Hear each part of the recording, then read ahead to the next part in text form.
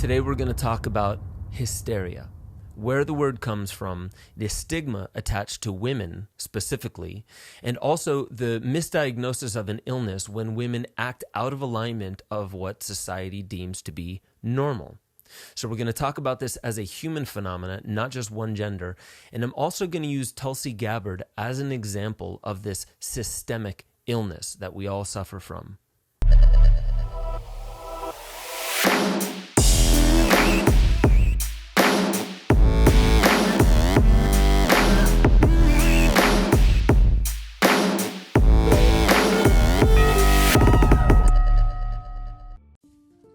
Did you know that the word hysteria comes from the Greek word hystera, meaning womb?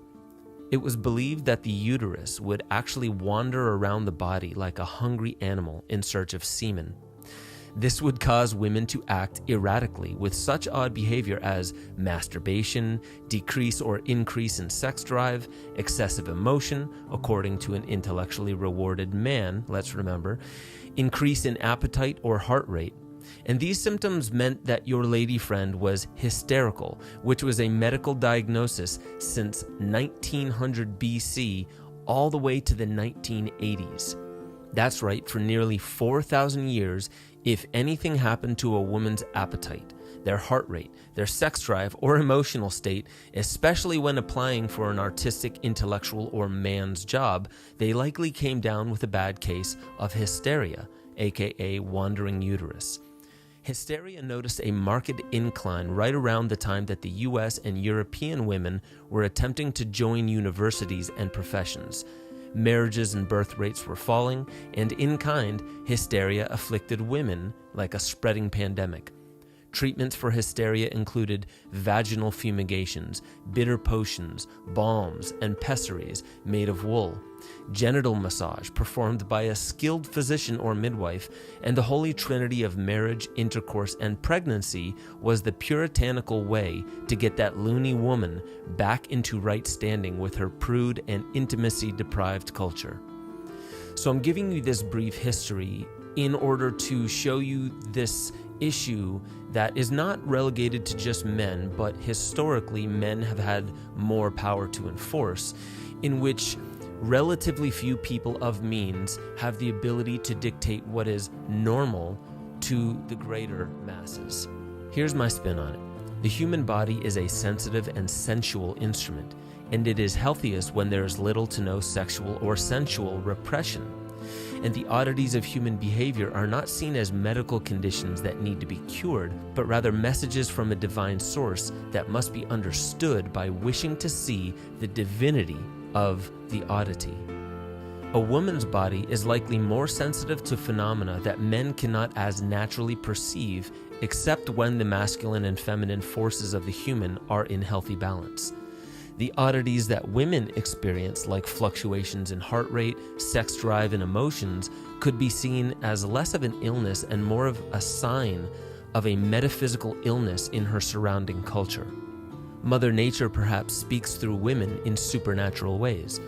So, if the men of the time period are only comfortable equipping the growing medical field with intellectual ailments to diagnose, in place of a dwindling field of shamans and healers that would otherwise call it a sign from Great Spirit, then what do you know? The medical field can diagnose anything that it cannot intellectually explain as an illness, and therein lies the death of the mystery. And yes, in almost all mythology, the mystery lies most accurately within the feminine. How many brilliant artists may have been locked up for having ideas so radical that the conventional thinkers of the time saw only a loose cannon with dangerous tendencies? How many homeless have simply acted out of a defiance to a sick and hyper-materialistic social structure? How many times do we see derisive language towards an outgroup only to reinforce a form of violent tribalism amongst politics and social class structure? So I noticed Tulsi Gabbard now calls the left a warmongering elite cabal as she moves to the right.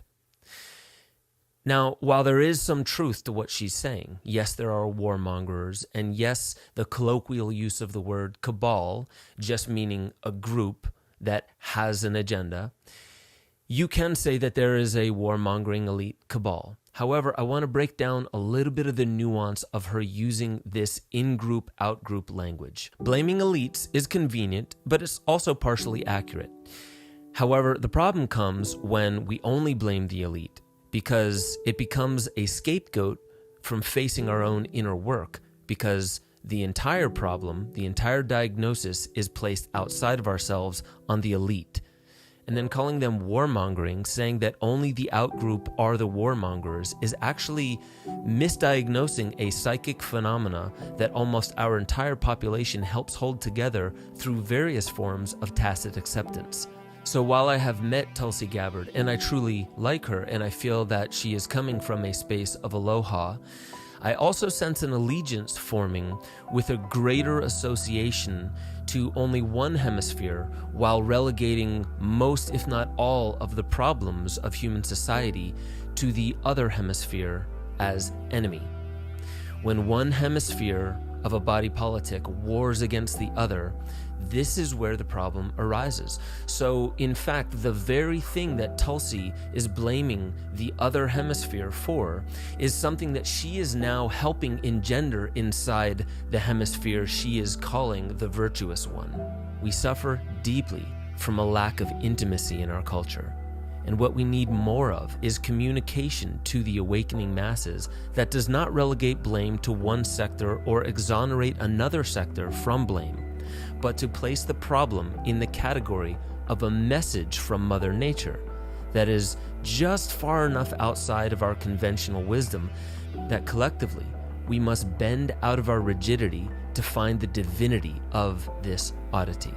Many people fear civil war, nuclear war, famine, plague, and apocalypse, when in truth all of these are symptoms of a globalizing people who haven't healed from the societal traumas we are all born into, and who repeatedly look for an entity to blame, as if blame and shame are the antidote to a world afflicted with a lack of intimacy. The real issue here is that we haven't learned how to trust those that we can't understand. We haven't learned how to open our hearts to those that may mean us harm, while protecting ourselves from undue harm, but emotionally opening up and seeing the other not as enemy, but caring for them as an ill part of society that we are part of. When we look at others that are in our society, that when we were maybe a little bit more healed as a species, we could see as brothers and sisters of humanity. But in this illness and with this trauma that we have yet to heal, we see this part of our very own body politic enemy.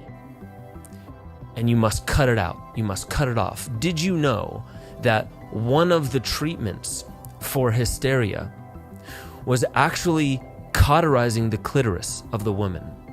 And there were many other grotesque things that would come out of this diagnosis. But therein lies the issue to not just over-diagnosing the problem, saying I fully understand the problem that the world is stricken by, but also to say that because I understand the problem so well, now I fully understand what we must do about it. There's weeds in the garden, spray Roundup. Why? Because it kills the weeds and it keeps your crops alive. Without realizing that all this Roundup and the glyphosate in it builds up over time, rendering the soil inept, rendering the soil even toxic if it does produce crops, and also causing for that glyphosate to get into the hormonal and endocrine system of people around the world, causing for fertility issues, among many other things.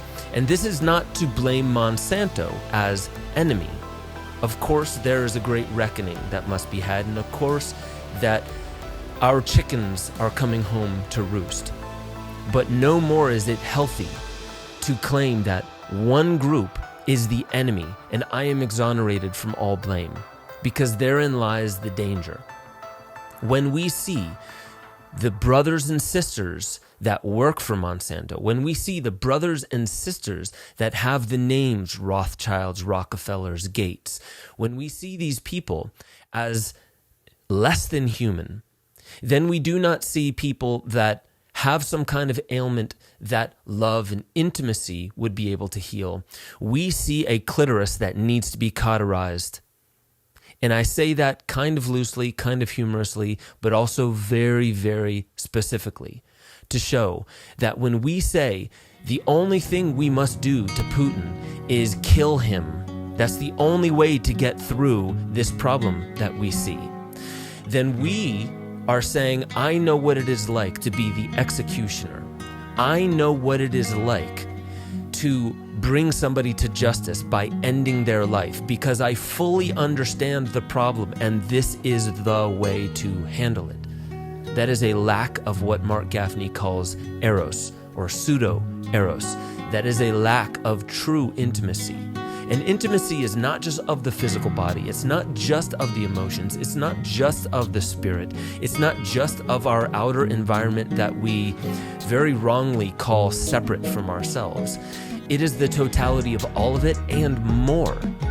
And that and more is what we have consistently gone to war against.